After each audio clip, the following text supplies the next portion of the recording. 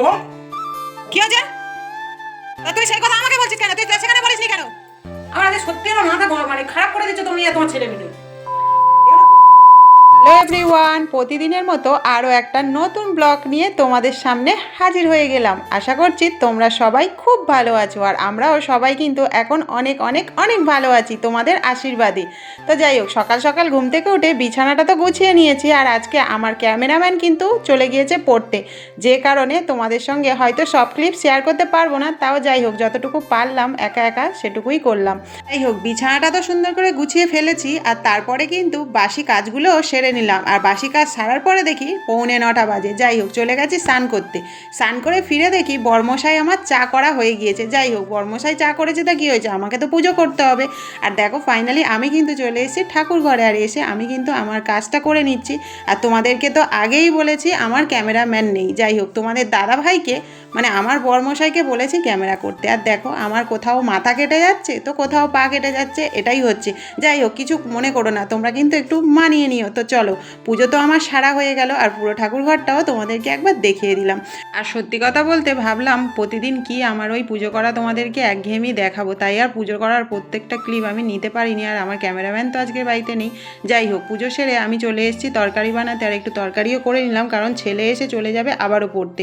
তো দেখো, ছেলের আজকের বেজার মাথায় গরম, তার থেকে বেশি গরম আমার আজকের মাথা গরম, কারণ ওর আরও একটা পড়া, আর সেটা পড়তে যাওয়ার জন্য দেরি হয়ে গিয়েছে। যাই হোক, দুজনের মধ্যে খুব তর্ক বিতর্ক চলছে। আমি তো প্রচণ্ড চেঁচাচ্ছি, তার সাথে ছেলেও চেঁচাচ্ছে। আর ছেলের মুখের এক্সপ্রেশনটা দেখে তোমরা বুঝতে পেরেছো। যাই হোক, ছেলে খাওয়া দাওয়া করে আবারও চলে যাচ্ছে দেখো পড়তে। আর এদিকে দেখো, মাসকাবাড়ি বাজার এসে পড়ে আছে, আর তোমাদের দাদাভাই বলেছে ব্যাগগুলো খালি করে রাখতে, কারণ মাসকাবাড়ি বাজার পুরোটা আসেনি, কিছুটা এসছে, এখনও বাকি আছে।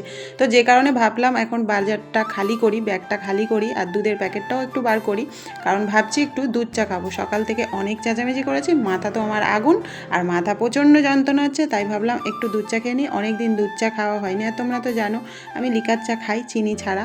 তো যাই হোক, তোমরা কে কোথা থেকে ভিডিওগুলো দেখছো অবশ্যই করে কিন্তু কমেন্ট করো। আর দেখো, মাসকাবাড়ি বাজার মানে অনেক রকমের বাজার, সমস্ত বাজার, যেটাকে এটা হচ্ছে অ্যাকচুয়ালি আমাদের মুদিখানা বাজার আর কি, যেটা বলে মাসের পুরো মাসের বাজার।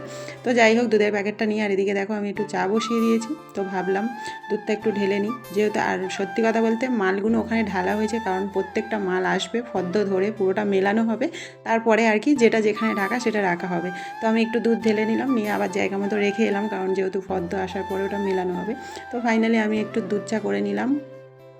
আর সত্যি কথা বলতে তোমরা তো জানো আমি লিকার চা চিনি ছাড়া খাই। তো দুধ চা করলে আমি কিন্তু একটু মোটা করে দুধ মিষ্টি সব কিছু একদম মোটা করে দিয়েই তবেই কিন্তু খাই। যাই হোক, তো এখানে দেখো একটু চিনিও দিয়ে দিলাম।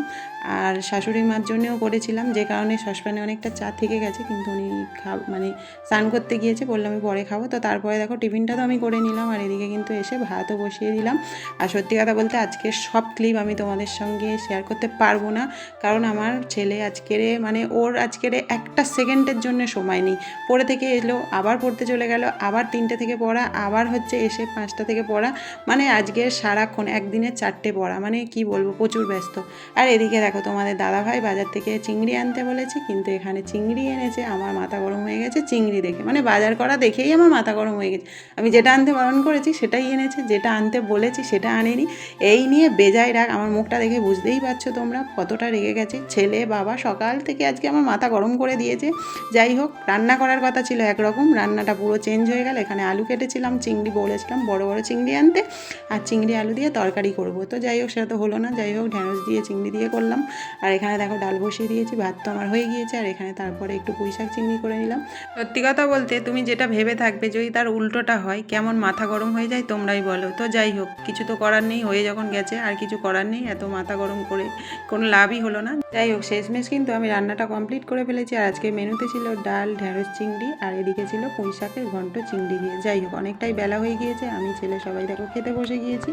তো তারপরে দেখো একটু ছাদে চলে গিয়েছিলাম, গিয়ে দেখি আকাশটা একদম অন্ধকার করে এসেছে, আর তারপরে বৃষ্টির ফোঁটাও পড়লো। যাই হোক, আমার এই ভিডিওটা তোমাদের কেমন লাগলো অবশ্যই করে কিন্তু কমেন্ট বক্সে কমেন্ট করতে ভুলো না।